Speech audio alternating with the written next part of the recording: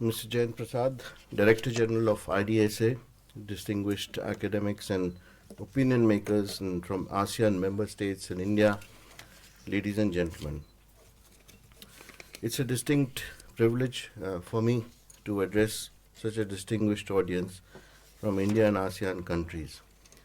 In the last 2 days, we have deliberated extensively on the economic, political, and business aspects of India's engagement with ASEAN, and I'm sure the organizers would be able to cull out a number of recommendations from Delhi Dialogue 8.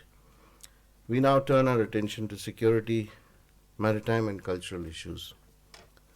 2015 was an eventful year for the Asia Pacific region in terms of regional security issues. The security issues of terrorism, moderation, cybercrime, South China Sea were addressed throughout the year, culminating in the 10th East Asia Summit in November 2015. Counterterrorism and South China Sea issues dominated the proceedings in the wake of rise of ISIS, the Paris attacks, and activities carried out in some of the islands of South China Sea. East Asia Summit participating countries, including Malaysia and Indonesia, rejected the ban of Islam being propagated by ISIS and advocated undertaking effective countermeasures against ISIS, including promoting moderation and awareness about the true nature of Islam. 3 statements and declarations were adopted by East Asia Summit on counterterrorism related issues, that is, on countering violent extremism, global movement of moderates, and on information and communication technology security. The adoption of a statement on countering violent extremism is to be seen as a continuation of the common resolve to counter terrorism and violent extremism displayed during the 9th East Asia Summit in 2014 by way of adoption of a statement expressing deep concern on the rise of violent extremism and brutality committed by terrorist organizations in Iraq and Syria. The need to prevent the use of technology, communications, and resources for criminal or terrorist purposes was also reflected in the statement on information and communication technologies.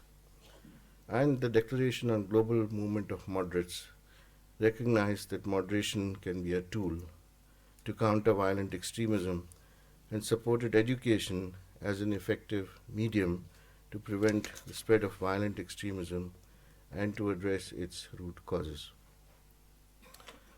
India's peaceful settlement of the boundary, its maritime boundary, with Bangladesh under UNCLOS was hailed as an example worthy of emulation by East Asia Summit participating countries during discussions on maritime security. They also called for resolution of disputes in the South China Sea in accordance with international law, upholding of Declaration of Conduct on South China Sea agreed between ASEAN and China, and early conclusion of a legally binding code of conduct on South China Sea based on consensus. In the very first month of 2016, we were confronted with terrorist attacks in Jakarta, Indonesia, and in Pathankot in India. Terrorism has become a truly global scourge today.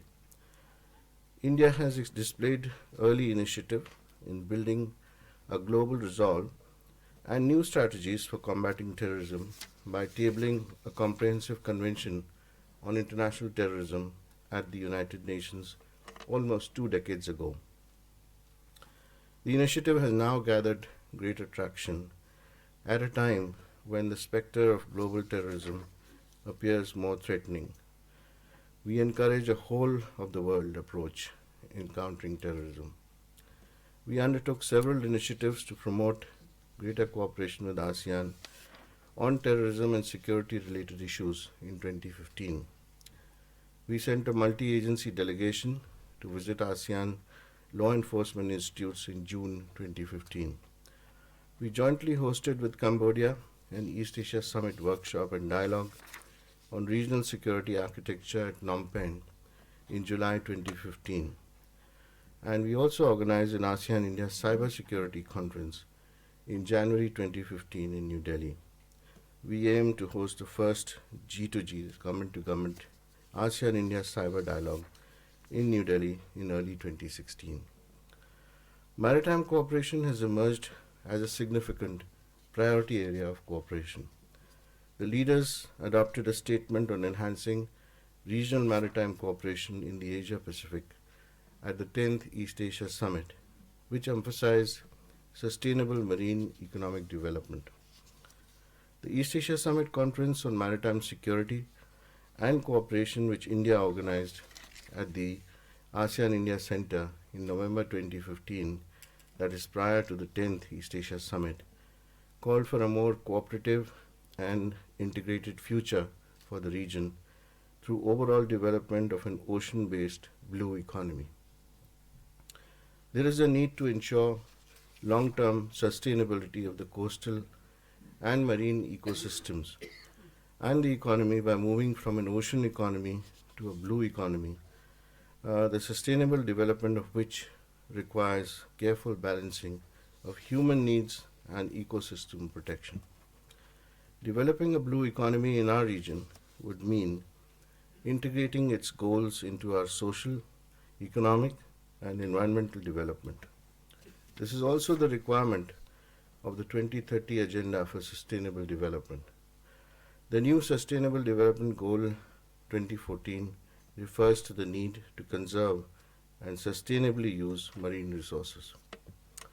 We can develop a common regional vision for a blue economy through public-private partnerships. Leveraging of technology such as marine spatial planning to harvest marine resources in a sustainable manner is a priority. So also is the need to encourage the private sector to act more responsibly in its use of marine resources while participating in 9 key marine resource-based industries.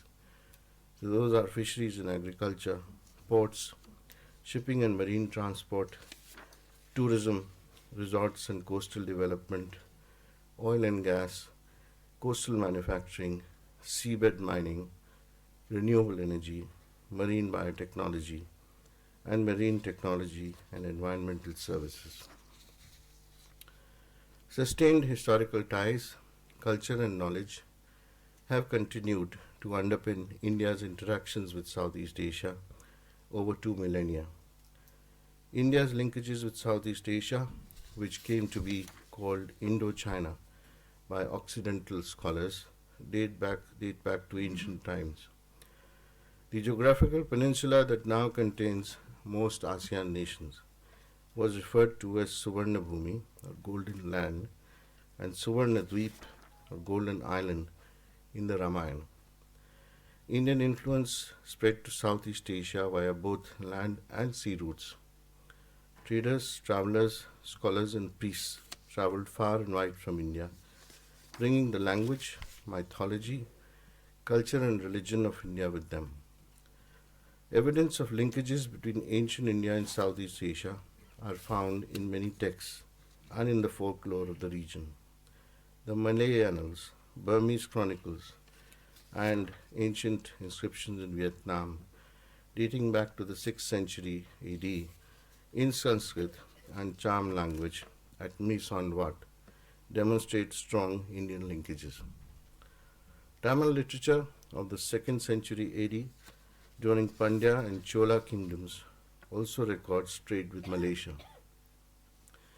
Recognizing these civilizational linkages, the ASEAN-India Vision Statement, which was adopted at the ASEAN-India Commemorative Summit held in December 2012, encouraged the study, documentation, and dissemination of knowledge about the civilizational links between ASEAN and India. In accordance with this mandate, we organized an international conference on ASEAN-India cultural links, historical and contemporary dimensions, and this was held in New Delhi on 23 to 24 July 2015. One of the recommendations of the conference was to continue the dialogue with renewed emphasis on history and on culture. The chair statement on the 13th India ASEAN Summit, held in November 2015, has also encouraged holding a second conference. We intend to organize the second ASEAN-India Cultural Relations Conference in Jakarta in 2016. Eminent scholars and academicians, as well as the senior officials from both India and Southeast Asia, will be invited to take part in this conference. And I would very much urge today's session to deliberate upon ways to document our cultural linkage by undertaking joint research projects. Today's final session will discuss the way forward, bearing in mind that we are a year away from celebrating 25 years of ASEAN-India dialogue relations and 15 years of summit-level interaction in 2017. It would be of immense interest to us to hear from all of you suggestions on how we can commemorate this landmark in a befitting manner. I'd like to contribute my 2 cents. Why don't we consider holding a year-long India-ASEAN commemoration with a wide range of activities, such as retracing journeys undertaken by Buddhist pilgrims, travelers and scholars of ancient times, reenactment of historical events, and staging of performing arts which brings into life our shared cultural heritage. So on this thought, let the academic session begin. Thank you very much.